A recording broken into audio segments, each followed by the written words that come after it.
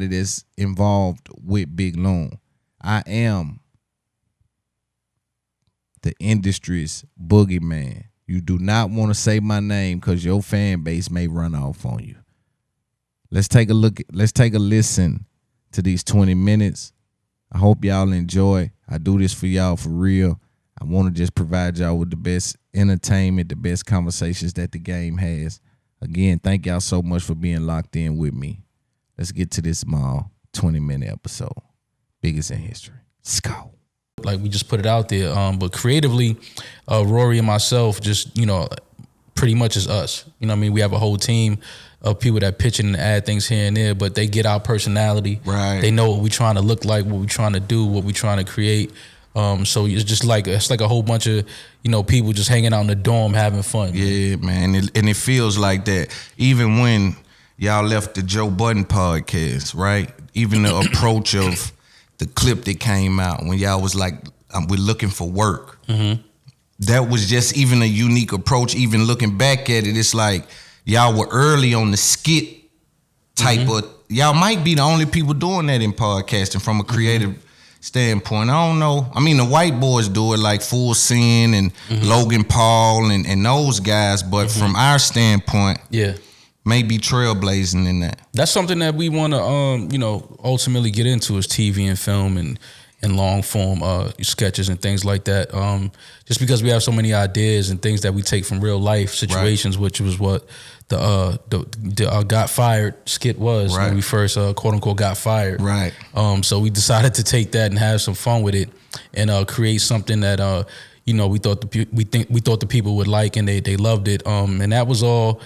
People reached out, said, "Oh, who wrote that? Who wrote that?" And we was like, "That, we freestyled that whole thing. None of that was written. Man. That was all just circumstantial. We just came up with the circumstances and we just let the camera run." That's dope. That's super dope. Hello, everyone. It's Big Loon here. Want to talk to you about It's Up There podcast. We're the home of the biggest conversations in the culture, and we've had some incredible guests on the show, including Lil Baby, Moneybagg Yo, Wallow from $1 Million Worth of Game, and many more. But we're not just a podcast, we're a movement, and we want you to be a part of it. That's why I'm encouraging you to go and check out our Patreon page. When you become a patron, you get access to our episodes early, ad-free, with exclusive content you will not find anywhere else. Plus, we do go live only on Patreon, so you get a chance to interact with us in real time and be the first to know about our new products, live shows, and exclusive merchandise. If that's not enough, we're also offering exclusive discounts on our merchandise to our Patreon supporters. So what are you waiting for? Join us on Patreon today. Become a part of the It's Up There podcast movement. Head over to our page now and sign up. Thank you for your support. I see you on the next episode. Let's get back to the show. Let's get into the departure of Joe Budden podcast. Let's be clear. When did you come into the Joe Budden podcast? What episode was it? First, the name was I'll Name This Podcast Later. When did you arrive on the scene? Do you remember? I think it was like episode 77, maybe. Okay, like yeah. And so Sweat Equity was mentioned, right? Blood, Sweat, and Tears, and your departure from there was an unfortunate one, and it was ugly. It was fortunate. Right, we just talked about it. You said very fortunate. Right. You told me when I was out there smoking, you said, "Loon, I would have been okay with helping home." Oh yeah, I've always, that's all I've ever been. I've always wanted to be somebody that helped. Like if it's somebody, if I fuck with you, or if I feel like I believe in what you're doing and I see your vision and I feel like I can offer some assistance, even if it's not. It's not about me getting nothing financially from it all the time necessarily. I just feel like if I'm able to, which I think we should do in our culture more anyway, is like, if I have a plug somewhere, or connect somewhere where I can help you elevate what you got going on and get you to a next level somewhere, why not? Because I would want somebody to do the same for me. So, especially when it's, your quote unquote friends. And I feel like that goes without saying. It's like, I help you out. Like I help you do whatever. Let's do it. But we get to have fun. Why not? It's a win-win situation. So, it was all about me just, getting in and trying to help elevate something and bring some type of, energy into a situation where it made for a complete circle. And now, do you have clarity? Because over the last couple of months, there's been shots took by you, by Joe Budden, just about what y'all perceive to be the truth. You say that Joe's stealing. He says that he's not stealing. Of course. You say, I'll come up there, show me the books. I'll do it on your platform, and it'll make for great content. Put it behind your paywall. Do what you will. Why not? Let's have fun. Listen, man, you know, and I want to be very clear. This is not, you know, it's no ill feelings. It's no beef. It's no, you know, it's all love, man. You know what I'm saying? Like I said, at one point, you know, we was all real friends, and, you know, so that doesn't just go away. You know what I'm saying? So it's not a beef thing. I think that everything happened for a reason. We're very fortunate, very blessed, Rory and myself, to land where we landed and be able to do what we're doing right now. So everything happens for a reason. It's just the unfortunate part of it is, you know, when just as lies start to come into play, and, you know, the trying to, you know, tear somebody's character apart and things like that. You know, the truth is the truth, though. You know what I mean? And as I always tell my brother Rory, you know, because we have talks, and he, you know, Rory gets into these moods where he's like, man, I don't want to just keep going through this bullshit with this dude. And I'm just like, but Rory, when the truth is on your side, everything is going to be okay, man. That's for sure. You know what I mean? So, you know, it is what it is. But, yeah, I mean, the truth is the truth. You know, we were taken advantage of, and, you know, we had money, a lot of money stolen from us and taken from us, and it's fucked up. But, you know, I mean, if that's the way it had to happen for us to be in the situation we're in now, in the position we're in now in our lives, then so be it. You done fuck around and made you, taught you how to fish. Yeah, I mean, put you in a situation now where you went and got the information. The thing is, I always knew how to fish. Right. But, you know, sometimes I don't mind, you know, getting on your boat and helping you fish. Right. You know what I mean? So, you know, if you felt like, you know, that was your boat, and, you know, you the big skipper, and you know what I'm saying? It's like, all right. And so, but in podcasting, with it being a new industry, it's like, you know, I gotta give Joe some credit in regards to he did kind of make it not easier, but y'all together you lifted less, right? And so what I'm saying is, like, this new industry, nobody kind of understood how to move. Unfortunately, whatever deal he placed y'all in that y'all agreed on, he, and what you're saying is, still wouldn't stick to the deal that he had in place. Yeah, I think when we looking back, I think when we signed our percentage agreement with each other, I don't think that he anticipated the amount of money that was going to be offered to us. So I think once that money came into play, I think that something inside of him just wasn't comfortable, and it's crazy when you think about it. But I think something inside of him was like, he wasn't comfortable seeing us get that money.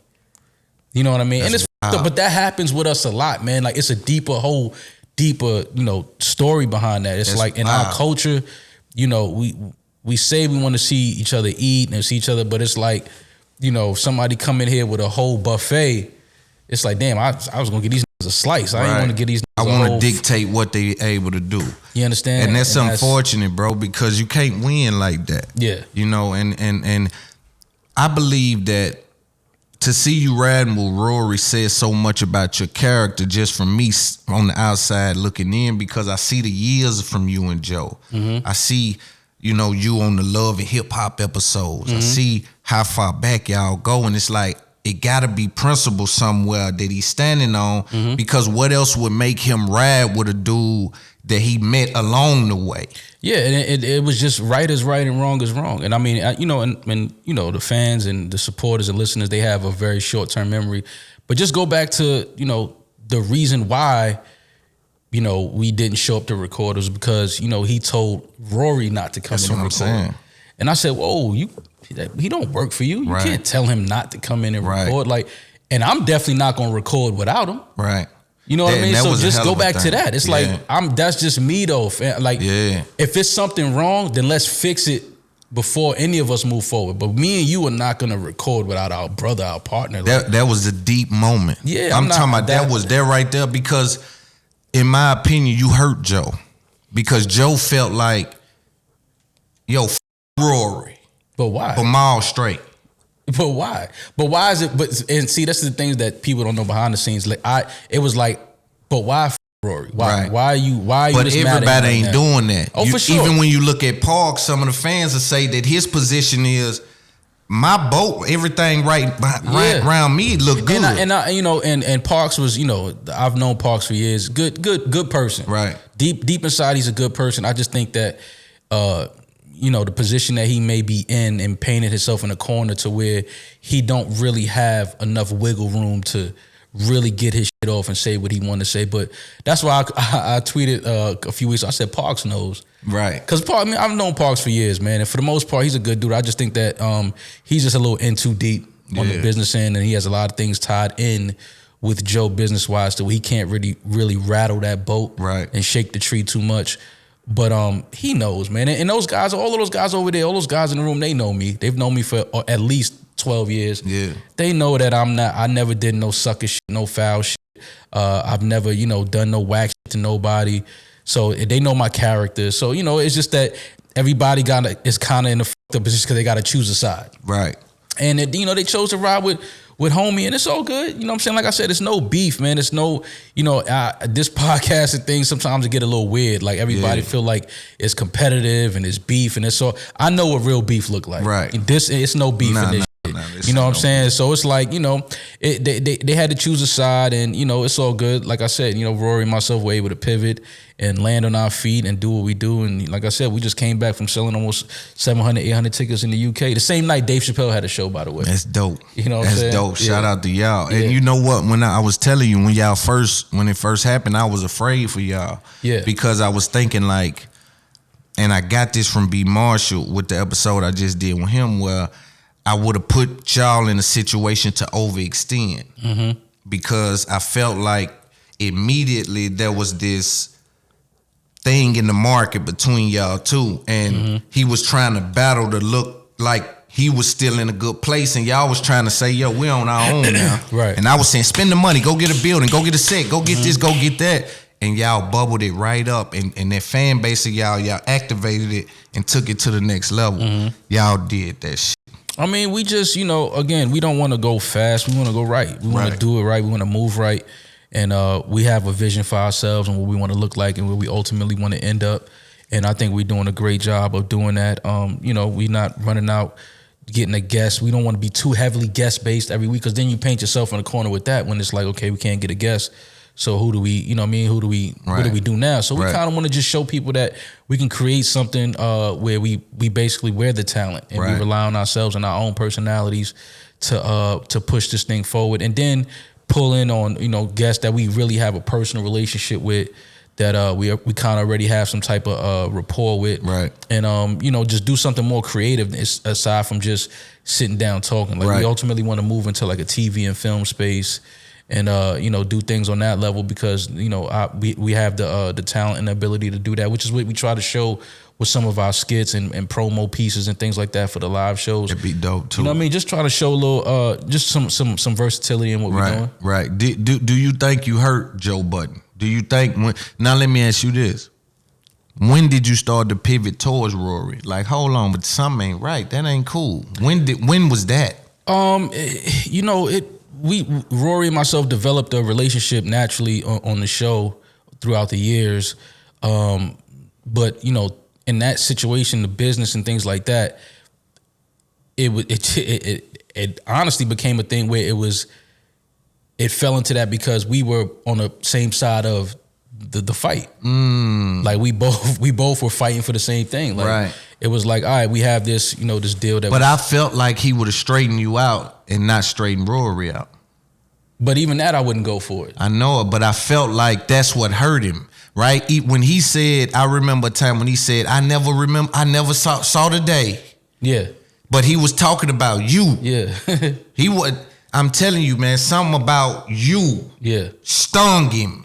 Well, we had a relationship for so many years. Yeah. And that dude's a white boy. But there's principle involved. That's all it is. It's principles. And with me, I don't care how long I know you. I don't care. It's principle. It's integrity. It's honor. You know what I mean? So it's like right is right, wrong is wrong. And I'm not going to stand there and allow somebody that, because I looked at it like we a team. We all in this boat together. You know what I mean? We stand on that stage together. So, but there's so many niggas that would have rolled with a nigga they knew for 10, 15 years, only because it's like, what do I got to lose? Well, and again, that's the problem with us. It is. It's like, and I'm telling you, salute from one real nigga to another one, even if everything else out the window. Just, I'm saying that look like, from my perspective, is principle involved in that. Absolutely. Because it's my guy right here. I was with this guy when he was raggedy, man. I'm talking about, man, if you go back and say, I ain't never been raggedy. I come out the street with some money. You understand? No cap on that, no 10 on it. You go back some, you say, damn, home was kind of, it seemed funny over there a little bit financially, and that's cool because we all had to come from something. Right. But y'all helped lift that. How much weight do you think you lifted over there? Out of 100% of the lifting with the Joe Budden podcast up until your departure, how much do you say was your contribution? I think I contributed a lot. I think I lifted a lot. You go back to some of the earlier episodes. I think that's when it started to turn, just because I think my personality and my relationship with Joe was so unique and so honest. And, I think that helped turn it into what it became. Even if you go back to the Charlemagne episode, Charlemagne said it. He said, this thing didn't really pop until Maul got here. Yeah, I got a squash shit with you and Charlemagne, man. I know y'all got a little something.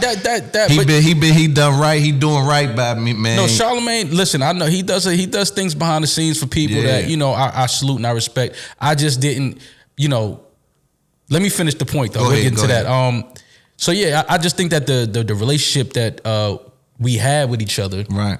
Because I still don't really like saying his name, but the relationship that we had with each other, I think it was so honest and so real, and it was dope to see, and so many people could relate to it.